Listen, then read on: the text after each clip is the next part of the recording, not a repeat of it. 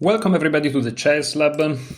In today's video we're gonna take a look at the last two rounds of the tournament I played around a week ago or something. I'm gonna look at two games in one video because I am bored to cover this event, to be honest, so let's just move on. So okay, this is round 4, it was played in the morning.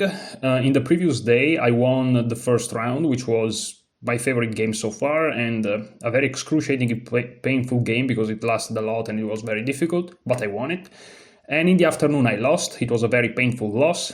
And okay, so 2 out of 3. Our team is not doing too well. This is a team event. But okay, let's focus on this game. So I'm lucky because for the third time in a row, except for game 1, I'm playing with the white pieces, and I'm opening with knight to f3. My opponent replies with e6, keeping flexibility, and here I play g3, hoping that he plays d5, c5, and transposes in something that I've seen. So far so good. He plays d5, I go bishop to g2, and here he plays b6. b6 is a move that I've never seen, and already I'm out of my preparation. However, it's not a big deal. If it happens to you, don't panic. If you've done your due diligence, you should know at least the ideas, and here indeed I managed to find the most precise way to continue. So the good thing about this setup is that again you often have this c4 move, especially here that this diagonal opened up so nicely. I played c4. Now the problem is that no matter what black does, we are happy. What do I mean by that? Well, if they take, this diagonal opens up. I probably already have moves like knight d5 that wins on the spot most likely. Let's check what happens if they take. Yeah, knight to e5 is already quite difficult to find a way to safeguard everything here, you know? Bishop d6 is the main move and things get very complicated. If anything, you can just take the pawn, even though the engine is then suggesting queen a4 check. But again, that's not the point. We're not going to go into that. Of course, taking is not particularly inspiring. So, you know, you may say, what about bishop b7? Well, that's very logical. That's what happened in the game. But here, my idea with c4 was to take the pawn. And here, again, no matter what black does, they are facing problems. So first of all, taking with the queen not only can be subjected to knight to c3, which hits the queen and wins a tempo, but I think that in this specific position after queen takes d5, I have knight h4, which defends the bishop, attacks the queen, attacks the bishop. The problem is quite awkward for this queen to defend the bishop, so I think that black is just losing a piece. Indeed, knight h4 and black has to basically give up the queen for these two pieces, after which is just lost for black. Taking with the bishop is also problematic, because after knight to c3, this bishop is very important. You can't just allow me to take it, so you have to move back, but or allow me to take it, which again I'm happy, but in that case you just lost a tempo. So taking with a piece is bad, the queen is even worse. Taking with the pawn, which is what happened in the game, so I'm gonna look at it in a second. Bishop takes. Here you can even castle if you want, and this bishop is always going to be subjected to attacks of any sort. For example, knight f6, knight c3, and here indeed the engine is recommending bishop b7, but this simply means that you kind of lost some tempo with this bishop. You got knight c3 for free, and here you can keep going with something like d4, and perhaps in the future trying to take this center. But I'm getting a little bit ahead of myself. In the game, e takes d5 was played, is the best move, obviously. And you may say, okay, now knight c3 is not gonna win you any tempi, what do you plan to do here? Well, here I simply plan to play d4. And this bishop is blocked, so if we press the rewind button, which is sometimes interesting and important to do, bishop g2, b6, here I play c4, they defend the pawn, I take it, and I block it. That's the point, and we saw all the variations. So, you know, it's nothing crazy. I don't know why I click here, I misclick.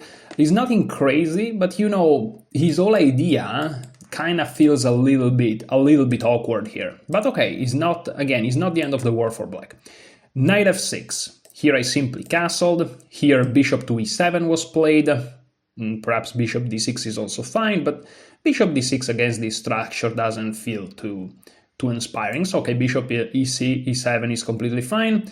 And here I simply went with knight to c3, and here, you know, knight to c3, there are some ideas for black to free his own position with c5, but now he has to take into account ideas like this, and perhaps after taking, this pawn can be targeted by my pieces. And remember, every time you push, you have to be careful you don't drop the bishop with the consequence of losing your rook. So for the time being, he castled, very, very good move.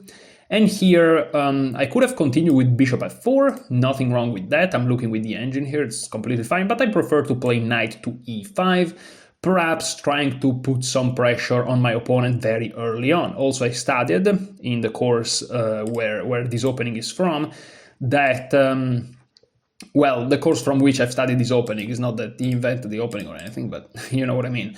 I studied that, you know, bringing the knight into the center to open up this bishop, and also this knight is good, is a nice idea. So I just play knight e5. And this kind of worked, putting this pressure on my opponent, it kind of worked, because here the more precise move, and he mentioned it after the game in the analysis, and he was correct, is knight to a6. Developing the knight here, it's possible, but perhaps there are some issues here. He developed the knight to c6, which is an inaccuracy, even though I didn't exploit it really. If you play knight b to d7, I don't remember what the problem is. I'm checking with the engine. I probably figured this move out during the game, but I can't remember what I was thinking. I slept like 3 hours the previous night because I had problems sleeping for some reasons. And so I don't really remember what went through my head. But here queen a4 seems to be the move. Don't ask me why. I guess there are a couple of threats. I guess you're threatening this. Okay, so first of all, I have this idea of reaching c6, which forks the queen and the bishop, and I'm threatening to basically win the bishop pair, which is not something, again, that you should divinize, but is better to have that asset than not having it. You know, in absence of anything else, you rather go for that. And if they give up their light square bishop, which again, because it's blocked by this pawn, you may think is a good idea, but after queen takes, they just have weaknesses all over the light squares, and my bishop is unmatched now, like literally. So, and after queen a4, you are threatening also to take. And if they take back, then all of a sudden this pawn drops. And after taking, if they take with the queen, again you take, and then this pawn drops. So you have a lot of pressure here. You remember in the beginning I told you that there is some pressure? Yeah, now you can see it. However, knight b to d7 wasn't played, knight c6 was played in the game. Knight a6 would have been the absolute best move, which I guess now queen to a8 can be answered with queen e8. I'm just looking at the engine, guys. I'm not even trying to use my brain. I don't know why today I woke up and I don't know. I don't. You know, some days you just don't feel them. This is one of those days, and there is absolutely no reason why that is. I have no idea. So, anyways, I also was looking forward to today because there are a couple of interesting things that happened today. But I don't know. I just don't feel the day. So we're just gonna go with it. So knight c6, and here. It seems like bishop f4 gives white a slight advantage of around +1. I don't really know why. I'm struggling to understand it. I'm really struggling to understand it. Perhaps bishop f4 is preparing knight b5 and they don't have c6. And if they play a6, I take first, then they are forced to do this and they kind of lose everything. Maybe that's the point. And if then they do this, these two pieces are no longer watching the pawn, and I just win material. I'm not sure, but then they go back. It's complicated. And I'd say that if they take here, you have the added option of taking here, and this knight is removed, and then this pawn falls, and you are fine. I don't know. Anyways, I played bishop to g5. This is what I played, and this is given an inaccuracy. So if we go back a couple of moves, knight c6 is an inaccuracy because, again, it allows bishop f4, and it's +1. If you miss it, now it's 0. so is an inaccuracy back because you miss this opportunity to gain an advantage. And here, though, things are very complicated, and it's not easy because in this position already there are some threats. For example, I'm threatening this, and then this falls, for instance. And if they take here, well, this is defended, this is attacked, this is attacked. It's not easy. So there are many tactics here. There are really a lot of tactics. My opponent played knight takes c5, which I saw because, of course, is the critical move, removing this, because in this position, my knight is the best piece on the board, and this knight is arguably the worst piece on the board. And so this trade is the first thing that I calculated. And after d takes e5, here again, black is in a little bit of trouble, because if they just move back somewhere, I can just take and then take here somehow, right? I have to be kind of careful because of d-file shenanigans, but I have enough defenders, and I'm in time to play queen b3 and stuff like this. And if they ever take me on d5, then I defend the pawn, so they don't win it, and just I'm up a pawn. And if they attack me, I can always infiltrate and stuff like this. So they have problems, and they play knight e4. Knight e4 is a move that I saw. In my calculation, everything was clear because, of course, this blocks this bishop especially.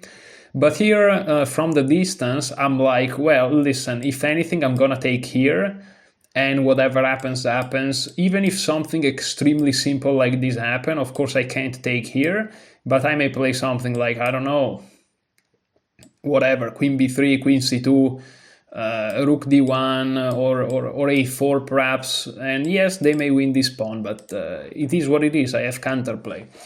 However, from the distance, I've also noticed this move knight takes d5.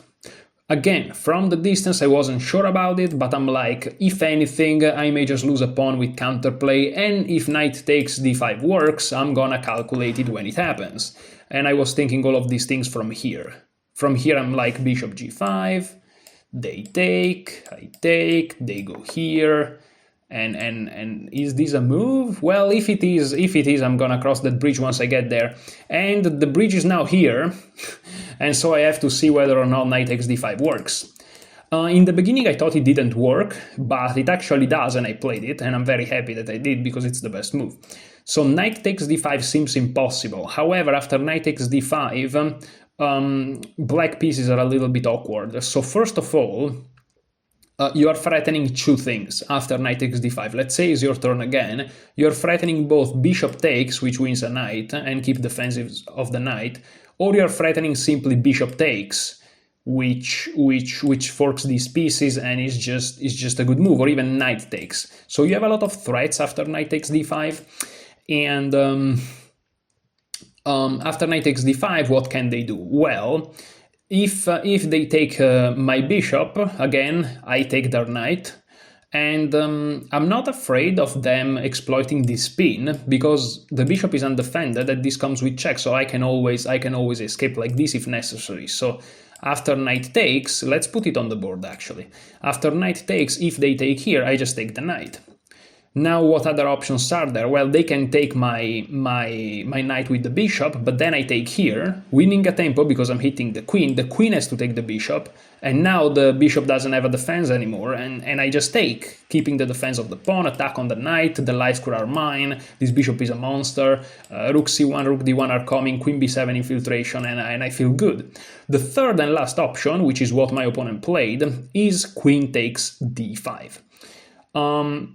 The problem with queen takes d5 is that it's a blunder, even though in the analysis we were convinced it's the best move. But it's a blunder. It turns out that the best thing to do is the only move that I didn't mention, but I was calculating that too, believe it or not, which is knight takes g5. On knight takes g5, knight takes e7 check follows, and this is gonna be lost.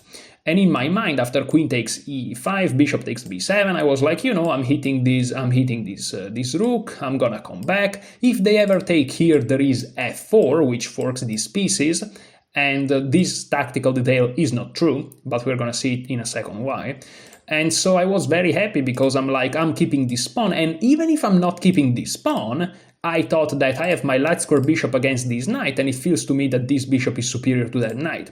Now, just an example line, rook a to d8. I even managed to see that this is not good, this is better. And here there is something like queen to c2. Now the move c5, which, you know, this pawn is on a semi-open file for me, so they simply fix this weakness forever while winning a tempo. And here I just go bishop g2, and in my mind, you know, a position like this, not that I necessarily saw this specific position, but I felt like I always had this superior bishop to this inferior knight. Now it turns out that this variation was avoided by my opponent, probably mainly because after queen takes e5 there is f4. Now you need to understand that you have to see this from like the distance, you have to see this from here.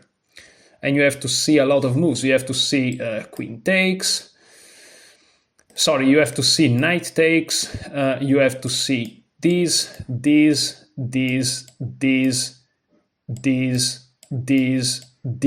and here you have to see that this and this doesn't work. But you have to see it from this position, without the arrows, without a guy calmly explaining you everything, right? And so what he missed, and what I also missed, I mean, for me it's not a problem, because after knight takes g5, knight takes, queen takes, bishop here, rook here, queen c7, and c5, and bishop here. Here I missed and he missed the fact that tactically queen takes e5 is playable. Because after queen takes e5, if I got this position on the board, I would have seen it immediately. f4 is a mistake because of queen e3 check. And after I move, the knight is saved, and he regained this pawn, and my pawns are weak. However, the reason why for me it's not a big deal is because even if we got to this position, I would have simply realized that f4 is not a good move because he just saves himself, and I would have just played something else. For example, rook f to d1 or rook a to d1 or whatever, perhaps even h4, which keeps the structure compact, is much different than f4, and kicking back his knight, and life would be good. And this is just equal. They have a queenside pawn majority, but I have a knight against a bishop. When you know, when you have pawns on both sides of the board, the knight is usually inferior to the bishop. So my idea of going for something like this with my move here, knight takes d5, is actually okay. But my opponent, maybe again concerned that in the end he can't never take because of this, which again is a tactical nuance you have to spot, prefer to take with the queen. Now it turns out that this is probably a very bad move. I mean, is a blunder according to Stockfish. I don't know if it's the absolute worst possibility that you have here. I wonder what happened if you take, let's say, with the bishop. It seems like this is even worse. After take, yeah, this variation I loved. Of course, if we came here, I would have been very happy. I just keep my pawn now because this is under attack. This doesn't work because I just take it. This is great. What other options was I mentioning here? I think this, but this is also not good because I just take. And again, the tactics still works in my favor, believe it or not. And I just have a great knight. And also perhaps f4 comes in the future, which now is much different from the previous line, and you can also go back and reinforce it even more, and you have a massive center, and you can always play king h1 if you want to be safe. So yeah, any other option was bad. So actually queen takes d5, despite being a blunder, is perhaps the second best move. That's how critical this position is. He has to find knight takes g5, otherwise he's just lost. And after queen takes d5 is lost, believe it or not, and we are on move 12. So yeah, that's kind of crazy. I played queen takes d5. I was debating whether or not to take here first, but I figured that forcing his bishop out in the open would have been better. And in this position here, he plays rook f to e8, which is correct. And my idea in trading queens and forcing his bishop out was that now his bishop is under attack. So rather than defending this bishop and simply passively moving it away, also you have to be careful about where, and then dropping this pawn, and the position is equal. Here I do counterattack his bishop rather than defending mine. And here if he takes, I just take back, and not only I'm keeping my pawn defended, but also I'm ready to double up, controlling the only open file on the board, and the knight is attacked, and the diagonal is pressured, and that would be terrible. Just to show you, rook takes, rook takes d5, and despite the material is equal, well, I'm technically up a pawn, but it's a double pawn, so the material is almost equal. This is plus 2.7, it's basically plus 3. That's how bad the position is extremely difficult to play. Also, this knight doesn't really have that many moves. For example, if you move it here, I just take it, and this is lost, so you will have to move the rook, but then I move mine and I'm up a piece. That's why it's plus 3, this evaluation, because that's not that bad of a move. But then where you go? You can't go here, you can't go here, you can't go here, you can't go here, you can't go here, you can't go here, and the knight is under attack, don't forget that. And so what are you gonna do? Well, a move that you may try is knight g5, but now I simply have f4, and now the knight has to go to e6, but now of course I have connect 4, and so I'm winning the game. That's an old joke I used to have when I commentated chess games of professionals.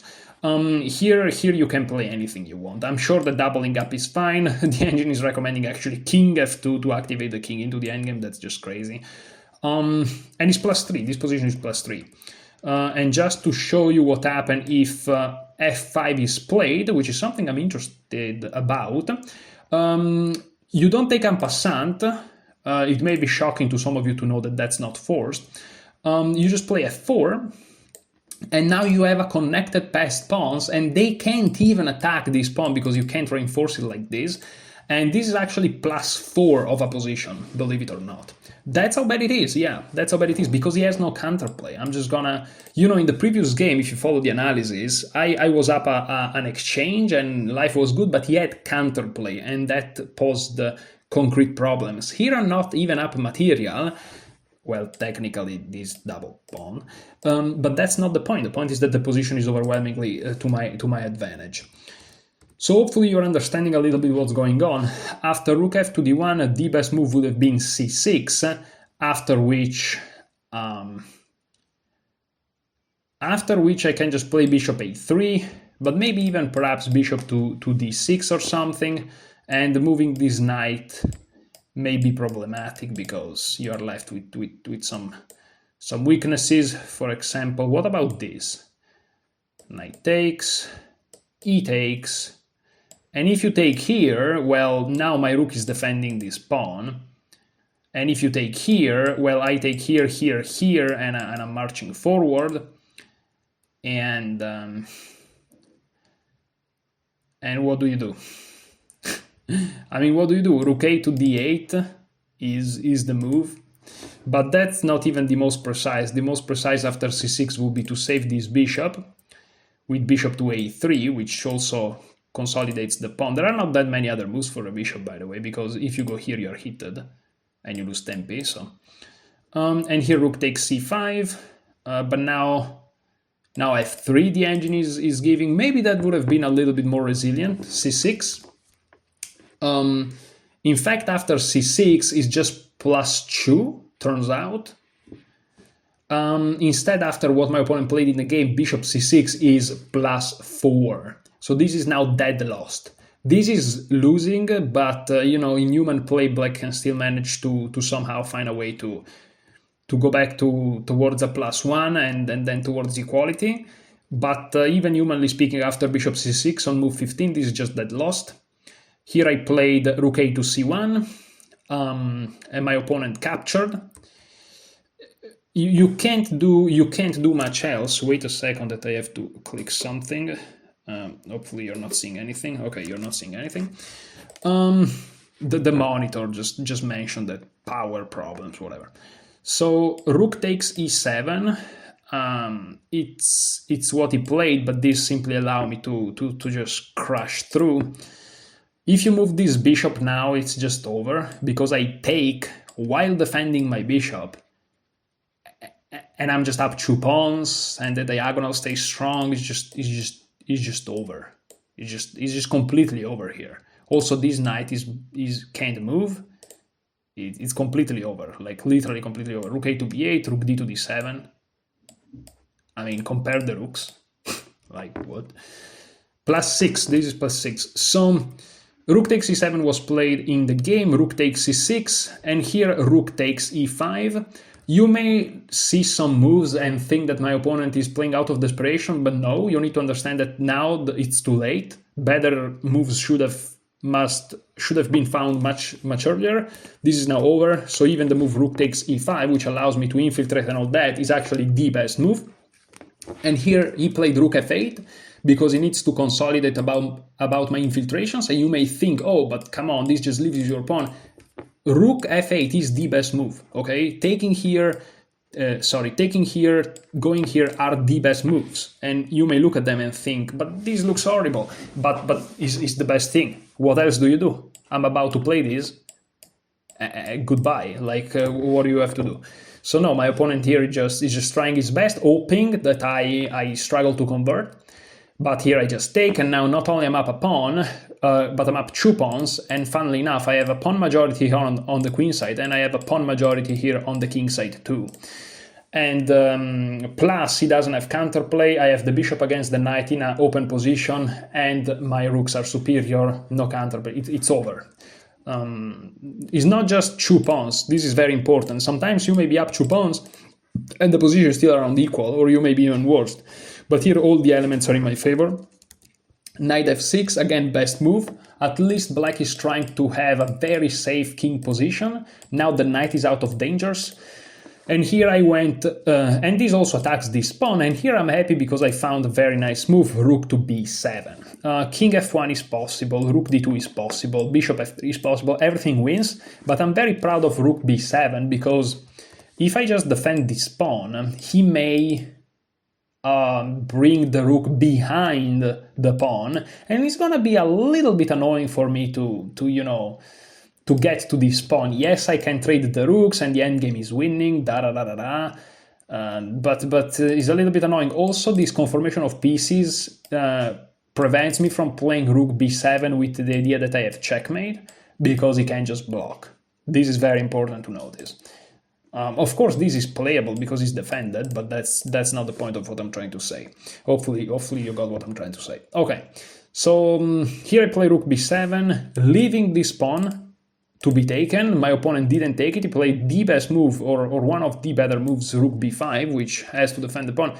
If you take this, I take this while defending b2, and here basically I'm still up 2 pawns, except instead of being a pawn majority on the king side and one on the queen side, is equal on the king side. However, I have 2 connected passed pawns on the queen side, and one of the most important promotion squares is nicely guarded by the bishop. So that's completely winning, like this is +4. Yeah, that's crushing. And again, if he ever has these 2 rooks here, let's say in an ideal world, I can always check and force one to go back, and that's GG's. And if he goes back with a knight, I can always do this, and he's not in time to take because I win. And if he check me, I just block with the bishop and I win the game, because then the knight is undefendable. Well, you can play king f8, but then I figure something out. Maybe my technique needs some refinements, but you got the point, hopefully. So here rook b5 was played, which defends the pawn, attacks this pawn. Maybe I could have played rook to d2 to guard everything, but I'm like, let's just play b3. I liked to have my rook here to not risk any sort of infiltrations. My opponent played h6. It's quite difficult to suggest a move. The engine is suggesting g5. The problem is then moves like rook to d6 are a little bit awkward to meet. So he played h6 to keep his knight defended, but this weakens the light squares, and you will see in the end of the game. That's important. Here I wanted to play something like... I wanted to play against this rook. I wanted to force this move to move away somehow and then win this pawn. But also I wanted to have all my weaknesses covered. This is a weakness that I have, so I just played e3. And e3 is a multi-purpose move because now this structure is perfectly solid. And I want to play bishop f1. Of course, this opens up this line, and I'm attacking this rook. So that's kind of cute. And here my opponent played rook to c8. You may say, what about counterplay with rook to a8? The problem is that I take here. and if he takes back, I take here. And it's really unfortunate for him because he doesn't even have this. Because, you know, this would be a double attack, but here I can just check. And after he moves, I can play a4. And everything's just defended. And if he goes here, now he's not attacking the bishop anymore, and I can play rook d3. It actually took me a while, because in this position here, I was wondering what to do. I actually calculated the whole thing, because the reality is... sorry, check. The reality is after rook b6, if you don't have rook to d3, it's not super obvious. There are some super slight drawing chances for black, but after I managed to find rook d3, realizing the bishop can just drop back and I keep the 2 pawns up, I was very happy with myself. So yeah, rook d3 was a nice find, and I found it like from here, so that's very nice. So e3, rook c8, because again rook a8 just doesn't work. And by the way, after rook a8, rook here, rook takes b6 is forced. Because if you take here, then I win a rook, a full rook. And if you try to double it up, I just win an exchange on top of everything. And if you try to double it up like that, I mean, I can always take, and I keep my advantages. And I'm up my usual material of 2 pawns, and I'm completely winning. Maybe there is even something better. No, just this, yeah. And rook a1, I'm just gonna do this, and it's just an easy win, plus 5.6, okay. But my opponent played rook c8, and I'm like, wait, does he wanna go here? Because the reason why I played e3 also prevents this idea, believe it or not. e3 was a very good move. I played this endgame very well. Of course, it's easy to play an overwhelmingly winning game, but you know, you still want to be precise, and I was, so I'm very happy. I played bishop f1 here, which attacks the rook, but also has a trick up my sleeve. He played rook a5, because now if I take here, he takes here, but I have no intention of allowing him to have this pawn. I just played a4. And here he can't really defend this pawn forever. He's always going to have some troubles. But he, quote-unquote, fell for the trap, which is to play rook c2. And if this is plus 5, this is plus 10. And the reason is I played rook b8 check and he resigned. Because here the only move is king to h7. But my whole, you know, plan of playing this bishop f1 with e3 was also that after king h7, I have this. And so no piece can ever go to c2. That was my point. And so as soon as I play rook b8, he realized this immediately and he resigned. And now if you don't play rook c2 though, it's quite difficult. For example, you may say, okay, let's go defend this pawn. If you play this move, I'll thank you for the rook. Again, this maneuver e3 bishop f1 was really great. I'm really proud of that. But if you play rook to c6, I guess there are many things I can try. Check and bishop d3. Because why not? And now you're just dead lost. Yeah, you have to play knight e4. That's how bad it is. If you play g6, this is checkmate.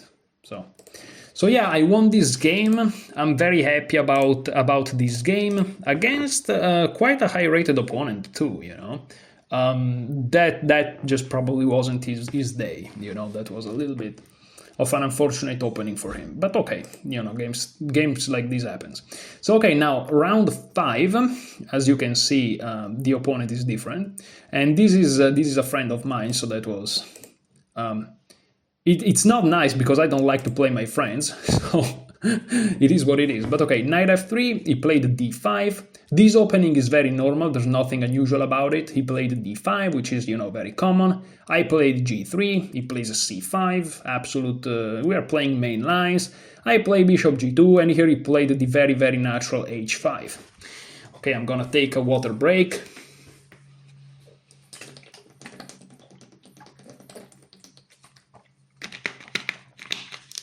Okay, so this game, it's the craziest game of them all. And I'm not sure I'm talking just about the this event is a ludicrously crazy game. Like, you wouldn't believe how crazy this game is, and I'm not exaggerating. You will see, not even at the end, but like in the middle, something ridiculous happen, and I'm not like YouTubering it. I'm not making exaggeration. It's insane. My opponent got insanely lucky, and then I got insanely lucky, and it's okay. So here, what's going on? Well, he's playing h5 to kind of perhaps mimic some sort of an attack on the king side, even though, of course, there are no incipits for making an attack here. There is no elements to subsist an attack. But mainly h5 hopes to throw me out of theory, because of course I've been playing knight f3 the whole tournament, and I'm clearly prepared. And so he's like, you know what, I don't want to face his preparation, that's annoying. And also knight f3 and g3 and bishop g2 with c4 is an objectively good setup, so preparation or not, it's not nice to face it with black in general. So he kinda played this gamble, and he's like, okay, let's hope that this move, which of course is not optimal, but at least throws him off a little bit, and perhaps I'm able to to equalize the game in a more comfortable fashion. But that didn't work out too well. Because, okay, I managed to find some good moves. So I played c4. Again, when in doubt, just try to open up this diagonal, I guess. And this, of course, allows d4. This guy is not the highest rated, higher rated what the guy I lost to, but this guy is very strong, and he's also very, very tricky. There is a strong player that plays in my region. I'm not gonna name names, but he's a very good player. And this guy here got crushed by my opponent one day. And I saw the game and I'm like, what? A crazy queenside attack, the other guy long castle, and my opponent here just insanity. So, I'm playing against a very strong opponent. Don't get fooled by the rating, which is lower than mine, but the guy is very good. And I don't say this just because of my friend, like, the guy is actually good. So I played e3, and here, of course,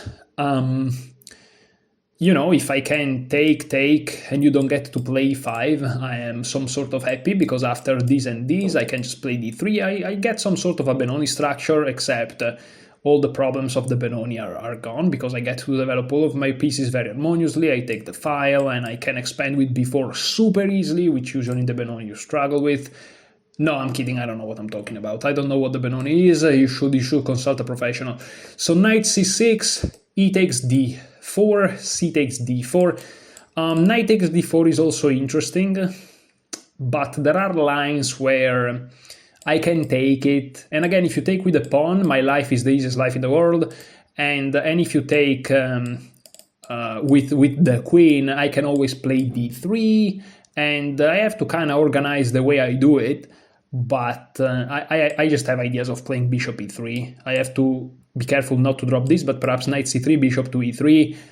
And I'm just winning tempi, all of my pieces are out, and I'll get my knight here or here, and then I'll organize a b4, and the rook will also come, and it's not the easiest thing in the world. But okay, c takes d4 is best. And here you can play d3, there's nothing wrong with that, but I'm like, maybe he wants to play e5, so let me just castle. Not really afraid of h4, even though perhaps I should have been. Here the engine really tends to prefer d3, even though this is now lower depth, so you shouldn't count too much on that. So I played castle, and here if e5, already there are ideas of just sacrificing the knight, and then you just take it back with f4 if anything. So of course you want to think about it, but after e5 you can also play rook to e1, and if they defend with f6, if they really insist, you can also just play d3, and claiming that f6, h5 are moves that are just ridiculous. You can also continue with knight h4, and if after e5, rook e1, if they don't defend it with f6, they'll always have to be careful about me sacrificing a piece for it. Bishop d6, for example, there are ideas of playing d3, and these actually take it from the Benoni. You can just play b4, and anytime one of these pieces move, the other one take, and of course it's just crashing for white. So playing e5 is very, very dangerous. Let me just actually put it on the board to see. Yeah, here you can just play it slow. The engine is suggesting d3. I'm wondering about rook e1. Yeah, you can absolutely do this. And here f6 is recommended. What about bishop d6? Yeah, here actually you can play b4 immediately. See? That's crazy. Of course, if he takes, which is the best move according to the engine, you just take in the center and you're threatening discoveries. And I mean, you just traded a central pawn for a very lateral pawn. And again, achieving b4 in the Benoni or b5, if you're looking at it from the other side, it's usually quite difficult. And here you just achieve it immediately. So that's why, because not only you're playing white, so you're up a tempo, but black had h5 in, which I've heard certain people argue that is useful for black, but let me tell you, these people don't know what they're talking about. So okay, so e6, and here a d3, and they really know nothing about chess. So d3. Now I was happy to see e6 because of course now the bishop is planted in. So d3, bishop to e7, and here I played knight a3. Highly criticized move by the audience, but knight a3 is what I did, with the idea of going c2, bishop d2, b4, and again achieving this Benoni where black or white doesn't get to pin your piece, which is not the same here, but it kind of is. So now h4, okay. And of course, after I saw h4, I panicked, and so I reacted very actively by playing knight to c2. Of course, I'm joking, like h4, I don't know, to me it does nothing. It's just there. And here I just keep going with my idea. And here h takes g3, and here I kind of wonder whether to take with the h-pawn or with the f-pawn. The f-pawn opens up this diagonal, and so all my ideas of taking this pawn kind of goes out of the window, because now I want this pawn to be here, and so I'm gonna be a little bit more strategical here on the queen side. But at the same time, after f takes, I looked at the position a little bit more broadly, and I realized that this is just great for me. I mean, I look at it like, if you kind of step back a little bit, these two pieces are going nowhere. This rook alone does nothing. h2 is, by the way, perfectly fine. This diagonal is not a problem thanks to my opponent pawn. In the center, nothing is ever going to happen, because as soon as black starts to move here, he just loses immediately, because I have full control over it. And I'm just going to go with my bishop d2, b4, a4, and I'm just going to expand. And listen, now I have a 3 against 2. With this Catalan or Reti bishop, call it as however you want to call it, that is just staring down there. So I'm just having a great position. Also, this idea of taking on d4 is not that it doesn't exist. It's just that I have to prepare it, but it's always there. So if things comes to worst, I can always play it. And here my opponent went knight to h6. The engine kind of criticizes this idea. And I'm happy to say that, that I found the best move. Here I played b4. I just went for it. And this is based on some tactical reasons that I admit I don't really remember very well. Because between this game, which is the last game of the event, and now, I already studied this week a bunch of chess. And so you will you will forgive me. I am the one apologizing. You will forgive me if I don't exactly remember what the freak was going on here. But yeah, before, listen, just a parenthesis for this event. I'm playing well. Like, I'm very happy the way I played. It's just that in some moments, you know, chess is tough, and you can't always be perfect. But I'm happy the way I played. I'm playing in a more mature way, in a way that kind of resembles the way that masters play, especially in the opening. When it comes to other aspect of the game, no, at all. But when it comes to the opening, I'm approaching it in a very precise manner, like from the very first early moves, I either know theory, or if my opponent deviate, I really take my time to figure out a way to steer the game in the right direction. And this is something which is a very professional thing to do, and this is something that I think I've done very well in this tournament, and I'm very proud of that, because that's the thing I'm working on, openings, which just doesn't mean memorizing 10 moves, it also means like thinking the right way in the first stage of the game.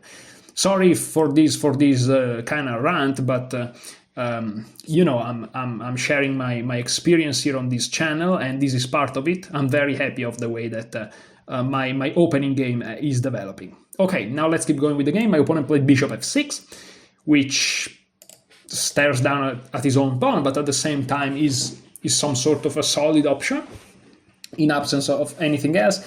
Now, taking this pawn is problematic. For example, if you take with the knight, this is just losing, because you take, and now check, GG's. Of course, you lose the bishop and the game.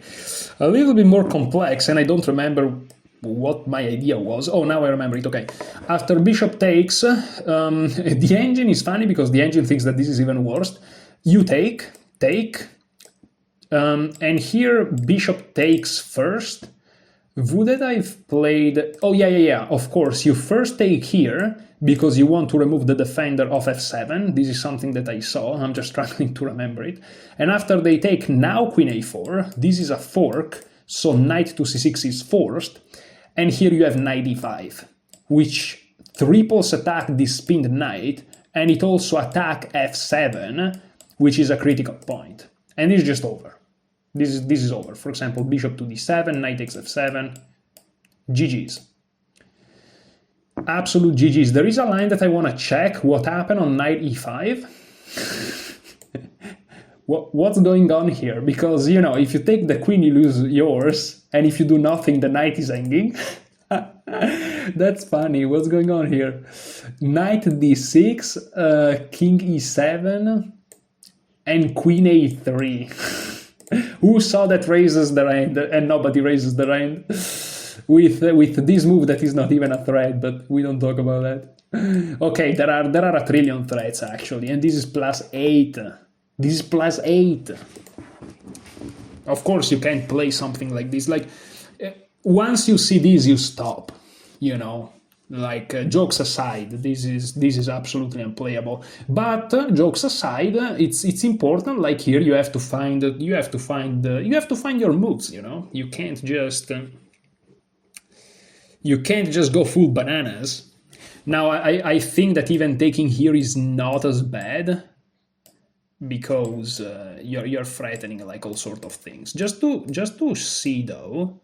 Yeah, this is not as clear. I mean, he's winning because the position is overwhelming, and of course you take there, but you know, it's not so clear. For example, bishop c6, bishop takes, knight takes, and here rook a to b1, and you have a passed pawn, and you are up a pawn. Don't ask me how in the world I'm up a pawn. I guess I won this one here. So yeah, he's winning for white, but yeah, having knight d6, which is +8, is better. So okay, interesting nuances here. And by the way, these sort of tactics are very useful. If you play the Benoni, or if you play whatever this is, it's useful to see all these things. So okay, bishop f6 was played, and here I just went with b5. Perhaps I could have kept the tension a little bit, and this b5 move is something we must talk about. So this was round 5 of this event. I played all 5 games. Because it's a team event, you don't have to play all 5 games, but I always like to play all 5 games.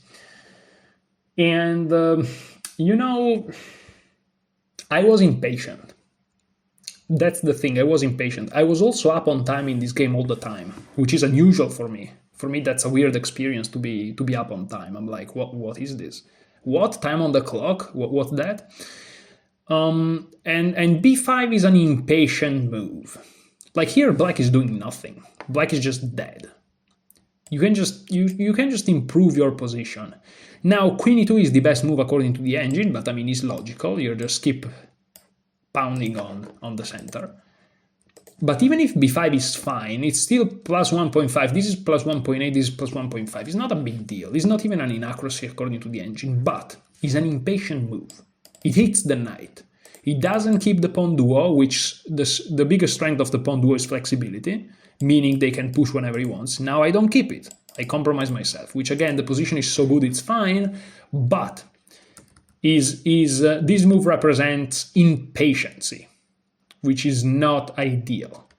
Okay, the knight goes back, and here I played bishop takes h6, another impatient move. And again, the evaluation doesn't drop too much, the engine doesn't even consider it an inaccuracy, but again, impatience. Now, in reality, I did this move out of mistaken calculation. After rook takes h6, I was convinced that after g4 I was winning, because I'm threatening both to play g5, which forks the two pieces, but also if he moves the rook, saving himself from the fork, I play g5 and the bishop is trapped. So after g4 I have a double threat. What I missed, in the game I played knight d2 to reroute myself, what I missed after g4 is that he just plays knight g6. And now all of a sudden these squares are weak. That's why I didn't compromise myself with g4 in the game. And what I missed in my calculation is that, after you play bishop takes h6, rook takes h6, g5 is protected.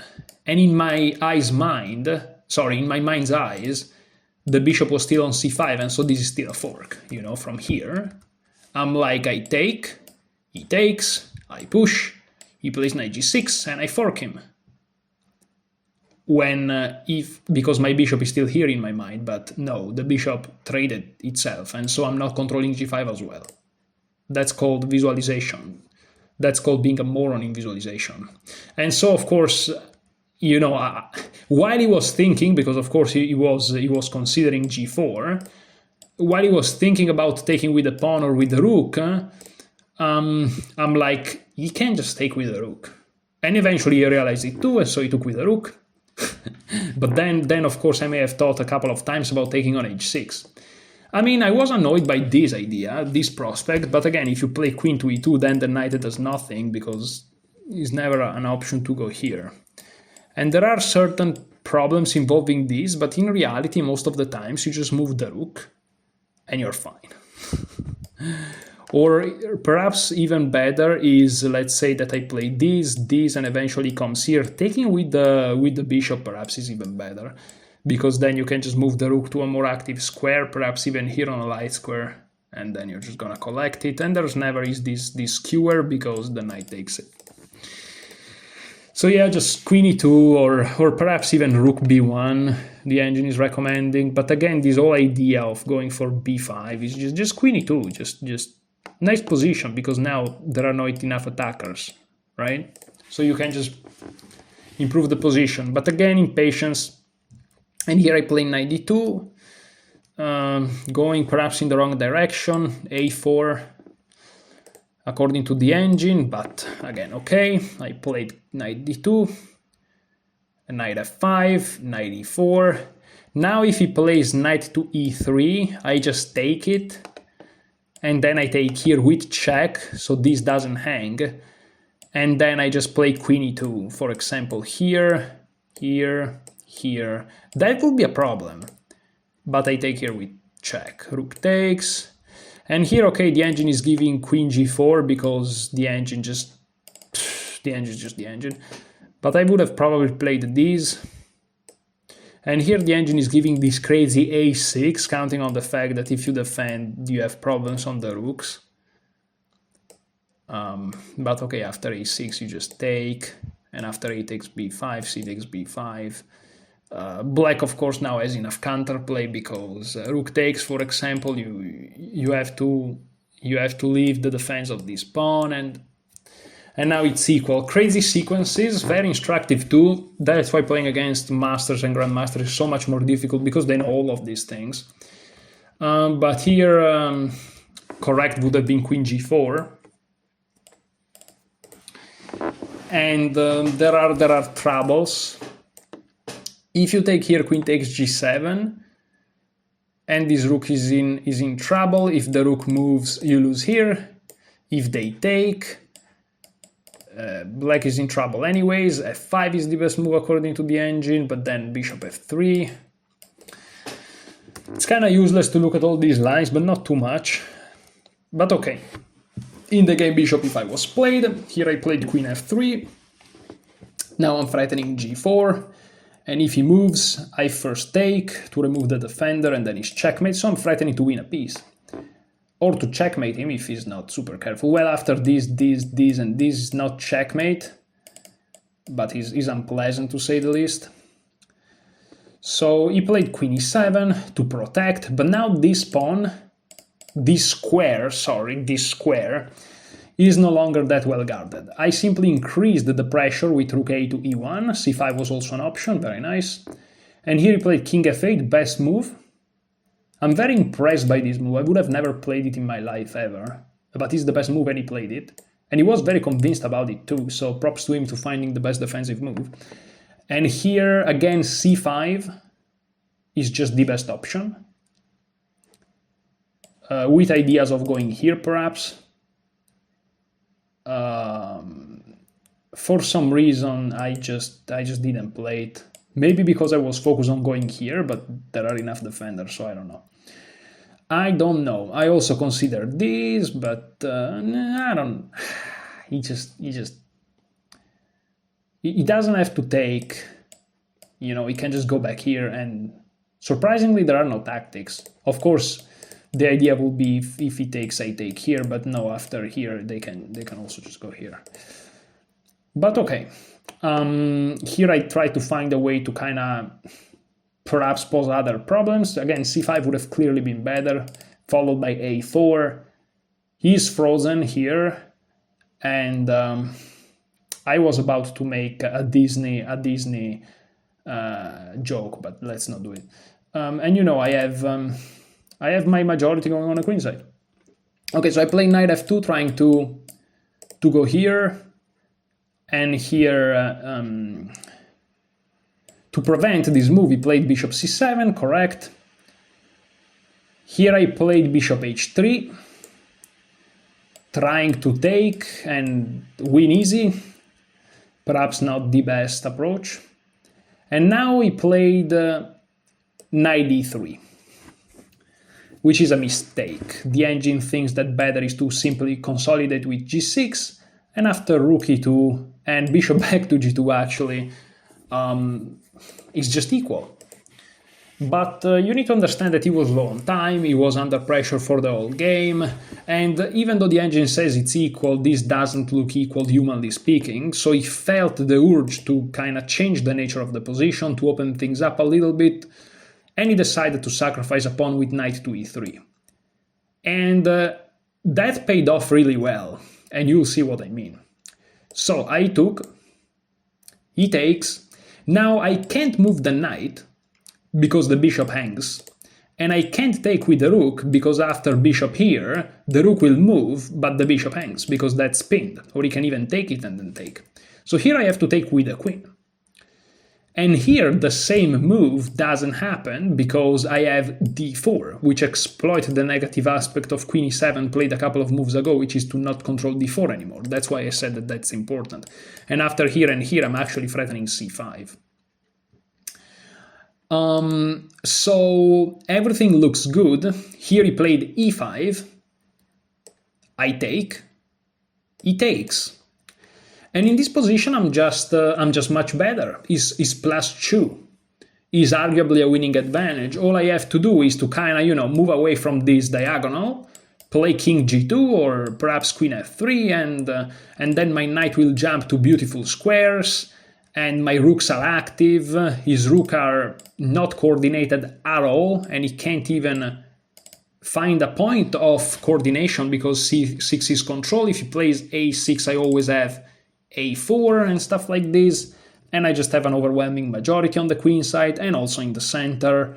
And my king is gonna be very safe because if my important pieces are on light square and he lacks the light square bishop, I'm fine, and not to mention this pawn is randomly hanging. So king g2 would have just been a much better move, consolidating everything. And the crazy thing is, this time I don't have excuses, because after I played bishop takes c8 on move what? 23, I had 35 minutes and he had 6. And after rook takes c8, again, he has 6 minutes. I have 35. I have all the time in the world to think. And it's crazy because a couple of moves earlier, when he played this e5 move, I'm like, okay, take it. I was thinking, you take it. And then you slowly take your time and think. Okay? And instead here, again, last round, I really wanted this thing to end. And I was impatient. This is a beginner mistake. This move I made is the most shameful move I played in the whole tournament, because the mistakes I made against the other guy when I lost the game, it is what it is. I mean, I spent a lot of time, I was tired after a crazy game, time pressure, I blunder, it's a game of chess. But this is unacceptable. What I did here is unacceptable. This pains me perhaps even more than the other game. What I did here is really, really unacceptable, guys. And if you're watching this, please, this be educational to you. So here on move 24, I spend 1 minute, but there is 30-second increment. I spend perhaps 30 seconds, perhaps not even that, okay? Here I spent not even 30 seconds, and I have 35 minutes and a winning position, strategically at least. And if I find king g2, then my opponent has no time on the clock and he has to deal with a bunch of threats. Come on, he would have lost. Like, you never know, but, you know. Because he doesn't even have counterplay. After king g2, you don't have counterplay. It's over. You never know, but extremely high probabilities of winning. I would say 99.9% probabilities of winning after king g2. And instead here, spending no time, I played knight g4. Dude, how can you play knight g4? And knight g4 exposes this diagonal. So when I say that my opponent was extremely lucky, is because imagine you have 6 minutes and no time, and you're playing against this guy that has 34 minutes or something, and he's crashing, and you see knight g4. Like, that's the best moment of your life. But the reason why I said that he was extremely lucky is because I played knight g4. The reason why I was extremely lucky is because after bishop b6, that's of course the best move, I'm not losing. Because I should be losing now, guys. Like, this is over. Like, this is a skewer, it's over. But I have d4. Without d4, I'm losing. And of course, I completely missed the fact that but again, I wasn't even thinking. I'm like, oh, I'm up a pawn, haha, let's go here. And I was super focused on this and trying to figure things out. Dude. And I have d4, and I save myself. He takes, of course, and it seems like it's over, but it's not. Because I take, and he takes, and I take his queen. And after the sequence, he's up an exchange, but the blunder that I made, which loses all of my advantage, was an attack on a rook, thankfully. And so I take his rook. That's insane. And he told me after the game, you were so lucky, and he's right. He also was lucky, but I was too. We were both lucky, for different reasons, but still. And he took. And yeah. Now here I didn't play very precise. Here I was here I was destroyed, because it's like, come on. I was insulting myself really badly while at the game. I wasn't talking like out loud. I was like just moving my mouth, and they probably thought I was crazy. Well, maybe I am. But I was just insulting myself so badly, because like you can't do that. And here rook f3 is technically best, and after rook takes c4 you play rook a3 and you have counterplay, and this is not moving. But okay, I played it a little bit safe, a little bit passive, rook c1. And this is now there are hope for black to win actually, with king d6 and king c5. I played it out with another friend after the game, and I managed to sacrifice the rook and have these 2 pawns against 0 and then promote, and then it was equal. But, you know, if the player with the black pieces has a little bit more time, perhaps they figure something out. But rather than going king d6, which is the most challenging approach, my opponent went for d3, which for some reason is the only move that I was calculating. And from this moment on, I have to admit that I played a decent endgame. I mean, the first move of the endgame was inferior, but from now on, I managed to kinda recompose myself, and I played normal moves. I played rook e1, which is a nice move, because if he goes here, then I go here, and this comes with tempo. And if he goes on this side, well, then the king is a little bit more far away, and this is useful for entering the d6 square.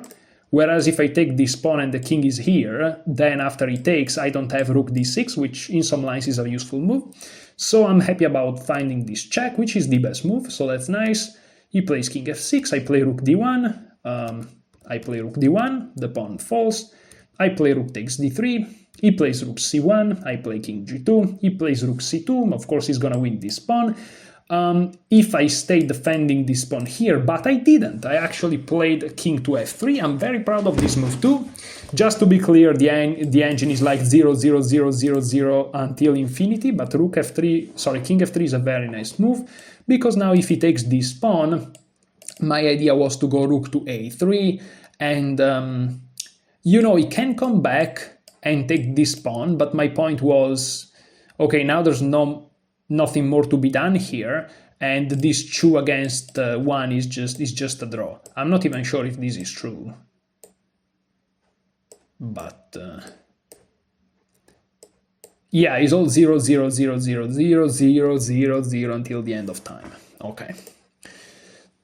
Tough. I mean, my opponent probably should have still tried to play this, but again, it was lower on time, and again, it was a very crazy roller coaster of emotion game. And when you play a game like this, the best thing that both players can do is actually try to find the quickest way to draw. Because when you play a game like this with a lot of crazy shenanigans going on, you know that, yes, your opponent can easily make another mistake and you win, but you can also make another mistake and you lose. So the best thing for both, because of, you know, game theory dynamics, is just to draw. So he took this pawn, that's the most accurate choice, and here I'm very happy because I found a very nice way to equalize the game. Rook d6 check, king g7, and here b6.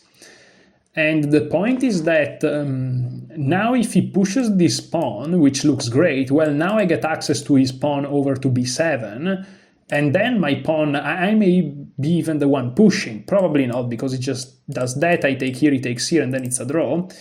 And if he takes, well, then he's never gonna be able to move his rook out of a7, and then it's just equal. Or like he did, he played rook a6, which, you know, it looks scary because it's like, oh no, you are pinned, you're gonna lose the game. But I had b takes a7, and now if he takes the rook, I promote and I win. So he captured, but now I went to b6. I offered the draw. He wanted to accept, but when you are playing team championships, you ask your captain if you can accept or not. And your captain can't really force you to not accept, but since they were losing as a team, the captain told him to keep playing, even though in this position is perhaps more dangerous than not. The reason I offered the draw here is because despite he's up a pawn, this is dead equal. Like, there's nothing to be done, because anytime he moves his anytime he moves his rook, I can just save my pawn, for example, and then he faces the problem of defending his pawn, and if he goes back, again, the rook is stuck here. He can never do nothing. His king cannot proceed because it's blocked, and there's literally nothing he can do ever. And again, he knew this, and he wanted to draw too, but the game goes on some moves because, again, the captain invited him to keep playing, and so he kept playing. He played f6. It's also tough to find anything to do, really, at all, but he played f6. And I played king f4. It doesn't really matter what I do. One thing that matters is that my rook stays here, you know, to just stay active, but it's not that difficult. King g6, and here I played g4 to prevent, you know, any advancements. And here he played rook a4 check. Here I played king to f3. Inviting him to play king to g5, that's kind of a trap.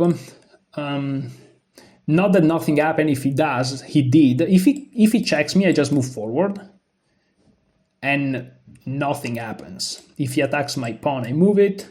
If he attacks it again, I check. Once he go back, I check, and I may be even the one winning this. But he moved forward, but now he loses this pawn. Why? Because I check him. In this position here, after the check, I went to f3 inviting king g5 that loses this pawn by force. Of course I could have gone here, and obviously after king g5 there is h4. Whereas after king f3, after king to g5 there is no h4, and so it seems like this is okay. He knew, by the way, about rook b5, it's just that, again, because of what the captain told him, he just tried to do something. But after this check, the point is that, yes, the king to f3 allows king h4, whereas on g3 you should have to go back, but then there is checkmate. That's the point. So king h4 is a trap to checkmate. But of course he went back, not that I had any doubt. And here I just captured, and at this point the captain saw the situation and he told him, offer the draw, because now it's equal pawns, but my rook is perhaps more active, and perhaps I'm the one pushing for something. You don't know. And so he wanted to offer me the draw, but he couldn't, because you have to offer the draw after you make the move, and I was the one making the move. But since I heard this, we looked at each other and I'm like, I offered the draw, and we immediately shook hands, and so this was a draw. A crazy roller coaster of emotion, to say the least. I mean, if we go back to this crazy moment, I mean, here I was just having a great position. King g2, again, I give the probabilities of me winning the game at 99% because of literally any reason, even on the clock. But I just blunder, and at this point I'm extremely lucky that I don't lose. Somehow all the pieces were in the right places. And yes, here the only other critical moment in the game is this king d6. Is minus 0.7 to stockfish 17, depth 33. But after d3, which is considered an inaccuracy, so I think that a stronger stockfish may perhaps, on a higher depth, may perhaps say that king d6 would have given some serious chances. But after d3 is just equal, and after that is just a draw. So okay, I'm probably gonna come out with a video kinda sharing the final thoughts after this tournament, but I'm also gonna share some final thoughts here. So in the end I played 1 game with the black pieces and then 4 games with the white pieces, so I was very lucky since my white repertoire was definitely a little bit more complete than the black repertoire. Not because I worked on my white repertoire more, but because my white repertoire was so much simpler. And having said that, I lost 1 game, I drew 1 game, I won 3 games. The average of my opponents were decent, so I managed to, in the end, win 6 FIDE rating points. And so I'm going from 1950 to 1956. If they round it, perhaps even 1957. Not that it mattered, but just to be precise. And since my goal for this tournament was to just participate for the club and not lose rating point, hopefully, well, I gained 6, and so I'm very happy about that. Now, having said that, I noticed what I already knew. My opening is improving because, well, I'm spending hours every day studying that, so I'm happy to see some results. My opening is definitely improving. However, my other skills involving time management and visualization, among other things, they are also improving, because my visualization, for example, and my calculation abilities too are improving, but in critical moments, if I'm under pressure, both on time and on the board, I notice that I'm really lacking in those departments. But this I knew. It's just that, again, as I mentioned in a couple of videos already, I'm focusing on the opening. I like to do things one by one.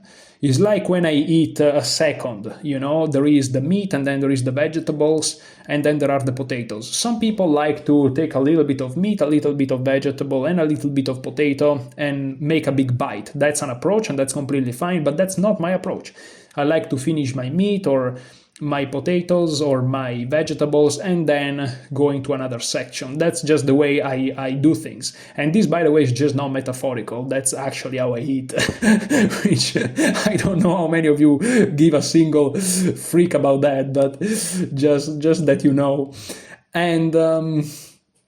And so, yeah, nothing really surprising. A lot of emotions, a lot of sufferance, a lot of pain, but also discomfort. So having said that, thank you so much for watching and enjoy your chess.